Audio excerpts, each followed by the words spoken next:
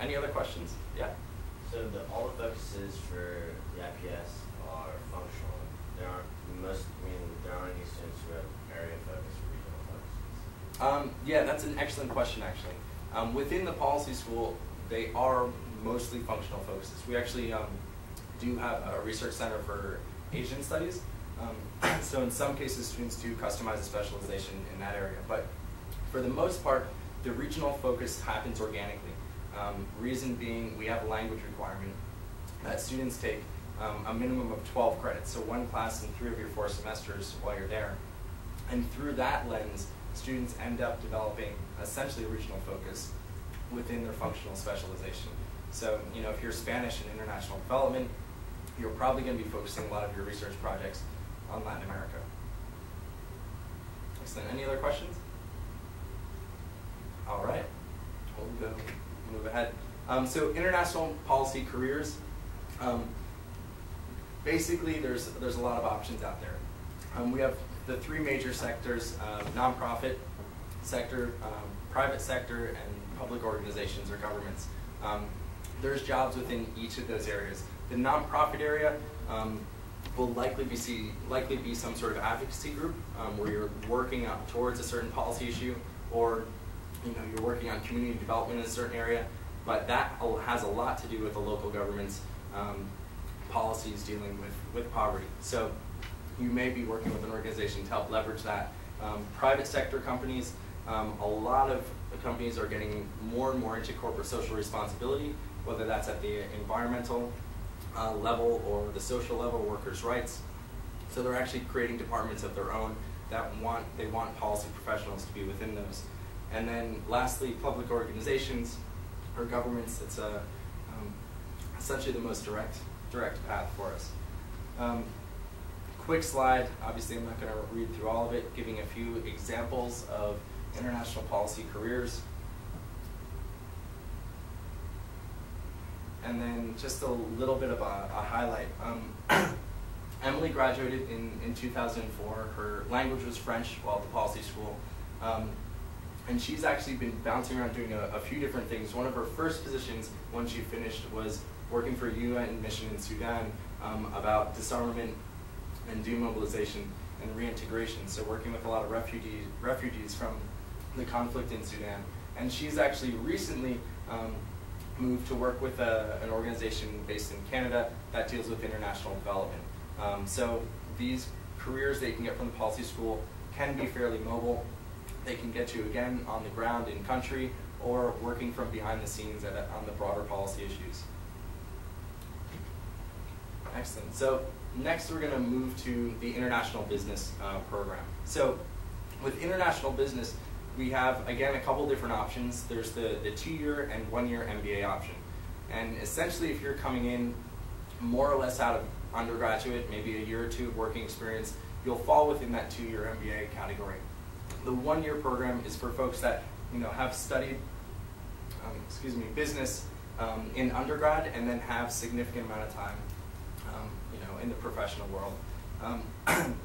There's a few different highlights here. International Business Plan is one of the major ones, and it's essentially a capstone project for our business students. We want to emphasize those professional skills, as I mentioned earlier. So we'll actually require that students find businesses or organizations within the Monterey community, San Francisco area, Silicon Valley, or the world community, and help work with them to implement a business plan. And these business students actually do work with a lot of emerging or younger companies and help them get established. So you can, have that portfolio ready to go for your job interviews. The dual degree programs, we already mentioned that, but we do offer the dual degree programs mostly with the policy school, so you can, help define your niche in those areas. The MBA also has different specializations. Entrepreneurship, globalization, international trade, marketing, again, corporate social responsibility, and then international finance, economics. Again, a lot of graduates recently have been finding jobs in the corporate social responsibility sector as that's expanding pretty rapidly. But also, the more traditional ones that you hear about are fairly well represented as well. And here's some examples of different positions within the business alumni. And then for our alumni highlight, Laura Bolig, graduated in 2003, and she's the Senior International Project Director for Market Response International. So one of those marketing firms that deals with corporations that are around the world and creating marketing plans that deal with localization. So making sure that products that do cross borders are marketed in a culturally conscious way in a particular area. So if you had something that you wanted to bring to Moscow, making sure that it made sense in terms of how it's delivered in language, but also making sure that it's culturally appropriate as well. Excellent. Any questions about the business piece?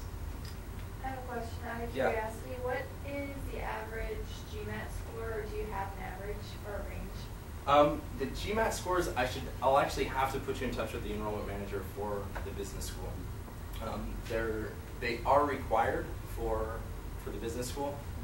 In terms of standardized tests, Monterey Institute has a fairly interesting policy on that, especially with the GRE. We actually don't require the GRE for the policy school. Reason being, with nearly 35% of our students coming from overseas, it's not a test that translates cross-culturally all that well. But if your GPA is in question, we do recommend students take the GRE. But the GMAT scores, I can certainly follow up with you about that. Excellent. Any other questions about? Yeah. What's the average age of the student body? It's the average age of the students on campus is 28. Incoming students 27. So typically students have had a few years of experience, but there are some outliers. Obviously there are students that are much older than that, and some students that do come straight out of undergrad, and that leads to a bit of a broader discussion about when is it appropriate to go to graduate school. And students are facing a catch-22 in a lot of ways. I mean, people are recognizing that in order to get the jobs that you want, you'll need that master's degree. But in order to get the master's degree, you need a couple years of experience. So that can be difficult to find a compromise or come to terms with that. And essentially, if you're coming out of undergrad now, we certainly encourage you, to start small. Take those volunteer experiences. If you're interested in, development or human rights. You may want to start working with the Red Cross, in your local chapter, and then you can move up the chain to the national chapter and perhaps get some overseas experience involved with that as well. Something to show that you're working towards a particular direction can certainly help with admissions committees. So that's a little aside about that. Do you have to know what, in terms of the income class, the average number of years of work experience? Yeah, well, usually it's between about 3 years, 2 to 3. But again, what's that? Oh, sorry. But again, that that can vary. That's the average, but there are some students that have been out for a very long time and are switching careers, and then many who are relying on internships out of undergrad. Mostly for the business school, though, it's going to be a solid 2-year requirement in most cases. What about do you know the percentage of students in the incoming class who are straight out of undergrad policy school? It's below 20%. I think it's about 18%. Yeah. At the beginning, you said that this isn't our strong point. I didn't catch what that was. Oh, at the very beginning, I was talking about if a student wants to stay strictly within academia. If you want to go directly into a PhD program, that's not exactly what we do. We want to train students to hit the workplace with those skills.